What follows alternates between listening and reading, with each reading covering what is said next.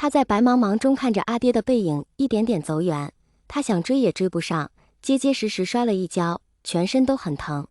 他喊着他的阿爹，阿爹不应，眼看就要消失在视线中。阿英乖，阿爹在呢。他呆愣了片刻，委屈到了极致，哇的一声哭了，拖着依旧作痛的腿，跌跌撞撞地跑着。阿爹怎么不要阿英了？阿爹，那个身影彻底现实在了他面前。他停下脚步，不知所措地抹着眼泪。忽然脚下踩空，掉进了一片漆黑中。我娘说了，只有坏孩子才会被爹娘扔掉，爹娘不喜欢坏孩子，就不要他喽。喏，你看，那小叫花子不就是，才这么大，爹娘就把他扔了。他爹娘不是死了吗？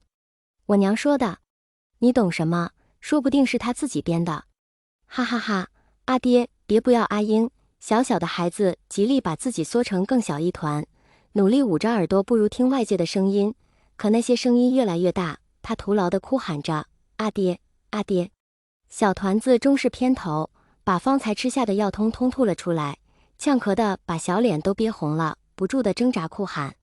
蓝忘机抱着他，给他顺气，心都揪成一团了，红眼看着那小家伙。他不能分担魏婴丝毫的痛苦，甚至不知此刻的他到底在经受着怎样的折磨。阿爹，奶团颤抖着一声声唤着。江丰眠忽然转头看向同样焦急的江澄，紫衣少年一怔，看着父亲询问的目光，忽然有几分释然。那边魏无羡变成的糯米团子已经烧成那副德行了，毕竟这么多年的兄弟，别别扭扭的讲一句很担心不为过。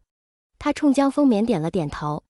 魏无羡，勉为其难把我爹借你一会儿，别再傻的和猪似的了，连金子勋那种货色都能把你推水里。还有，快点好起来吧。江丰眠笑了下，揉了揉少年树的像模像样的头发，转身，我来吧。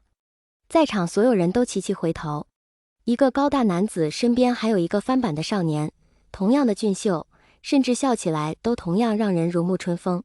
只不过那男子更为苍白，眉目多了几分化不开的阴郁。兄长，蓝启仁讶然，你怎么？启仁，先不说这个，让我看看那孩子吧。青恒君来到小儿子面前，笑着对还在着急给奶团顺气，甚至没发现他的少年道：忘机，孩子给我一下。多年没抱过这么大的孩子了，他手法有些生疏，因此更是格外小心，把那绵软脆弱的小家伙抱在怀里，轻轻拍着他湿漉漉的后背。那小团子到了他怀里，显得更小，依旧颤颤巍巍的发抖，却慢慢平静下来。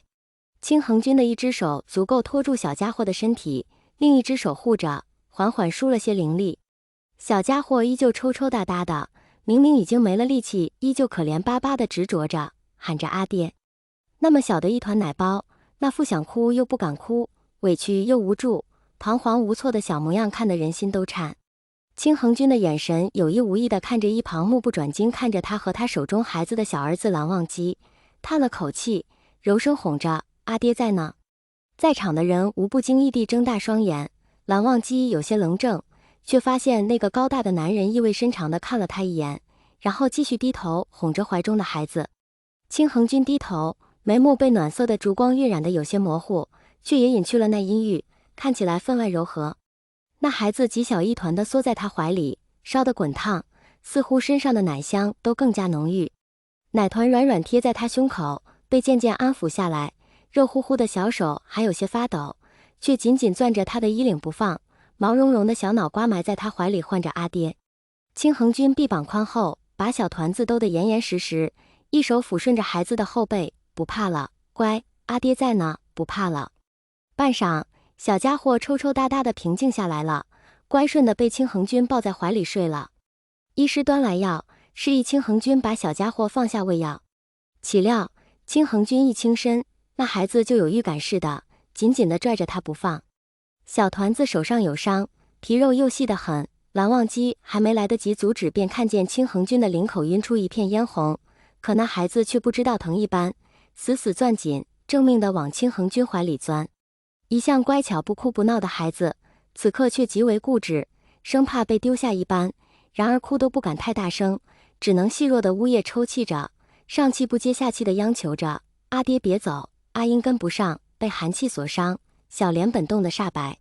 这下更是被梦魇吓得魂不附体，一般透出青黑。青恒君马上直起身子，把孩子抱紧，不走，阿爹不走。青恒君看着他哭，心底有些发酸。这孩子怎么连噩梦时都不敢放声哭出来？孩子很小，估摸着也就3、4岁的模样星号，这么小的孩子怎地就这般谨慎隐忍心性？他抱着依旧有些发抖的奶团，坐在他边，轻轻哄着：“阿爹不走，乖，把手松开好不好？”他能感觉到，这孩子在那一瞬间是极为抗拒的，身体本能的一个哆嗦，下意识的想往他怀里钻，怕被撂下。可就在下一瞬，那孩子便松开了小手，稍的意识混沌，依旧努力点头。好。青恒君顿了一下，从医师手中接过药膏和纱布，想将小家伙的手缠好。孩子的手很小，原本是白白嫩嫩软乎乎的，却梗了几条血痕，沾了一手的血，看着就吓人。青恒君的大手极为小心地轻轻托着他的手腕，擦干血迹，看清那伤痕时忍不住又皱眉。虽然是皮肉伤，并无大碍，却不代表疼痛会比伤筋动骨疼，尤其是手掌这样要经常活动的地方。才那么一点大的一只小手上，3、4道血淋淋的伤。孩子很乖，软软的在他怀里任由他上药。药膏碰到伤口时，小小的奶团不自觉地哆嗦了一下，下意识把手往回抽，被他又轻拉回来，很疼。孩子的声音小小的，还带了一口稚气的很的奶音，方才的哭腔还没能缓解，听起来委屈至极，难过至极，不疼，还打了个小小的哭嗝。青恒君叹了口气，这哪里是不疼的样子啊？忽然，一旁的蓝忘机蹲下身。青恒君看着自己的小儿子，用手沾了些药膏，然后当着众人的面，把那孩子的小手贴在唇边，轻轻吹着凉气，然后一点一点地就着这凉意把药膏敷上去。少年的神情紧张而严肃，沾药膏的手有些颤抖，给孩子上药时却是稳稳当当的很。半晌，药上完了，青恒君道：“忘机，先不要缠绷带，等药膏干些。”蓝忘机才反应过来，这里不止有他和小魏婴2个人，玉白的耳垂烧烫起来。青恒君端了碗，轻轻碰到小团子的唇边，奶团极其乖巧的咕嘟咕嘟喝下去，苦的小脸都皱了。一旁的蓝启仁皱眉，问了医师什么，然后点点头，从袖中摸出一包糖粒，取出1颗交给蓝忘机。蓝忘机刚摸出另一枚糖粒，诧异地看了叔父一眼。蓝启仁理了理胡子，没事，医师说此药不忌甜食。蓝忘机